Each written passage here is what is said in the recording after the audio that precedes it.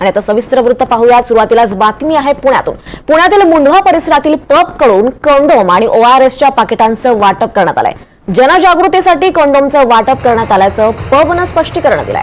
पोलिसांनी या प्रकरणी चौकशी सुरू केली असून या पार्टीसाठी येणाऱ्या लोकांचे जबाबाची नोंद देखील करण्यात आली आहे।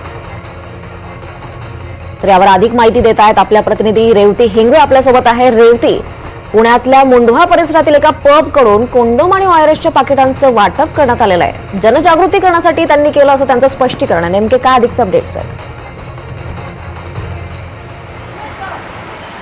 नक्कीच दीपाली, आपण जसं बघतोय की पुण्यात सध्या पार्टी कल्चर खूप वाढत चाललंय आणि 31 डिसेंबरच्या पार्श्वभूमीवरती अनेक जे पुण्यातले पब आहेत ते वेगवेगळ्या लोकांना किंवा वेगवेगळ्या इन्फ्लुएन्सर्सला, जे सोशल मीडिया इन्फ्लुएन्सर्स असतात, त्यांना निमंत्रण पाठवतात। तर यात वेगळेपणा असा आहे की हाय स्पिरिट्स, जे पुण्यातील मुंढवा परिसरातलं जे पब आहे, त्यांनी त्यांच्या निमंत्रकांना आणि निमंत्रण देताना त्यांनी एक असं गिफ्ट पॅकेज जे आपण म्हणतो ते देताना त्याच्यात ORS, इलेक्ट्रॉल आणि कॉन्डम असं त्यांनी ते पाठवलं आहे आणि तो एक चर्चेचा भाग झाल्याचं आपल्याला पाहायला मिळते। खरं तर जेव्हा पबच्या व्यवस्थापकांकडून ह्याची माहिती घेण्यात आली तेव्हा त्यांनी असं म्हणलं की जनजागृतीसाठी आम्ही हे सगळं करत आहोत, कारण आपल्याला माहिती की जसं पुणेमध्ये पब कल्चर वाढत चाललं आहे, पार्ट्या भरपूर होत असतात 31 डिसेंबरला।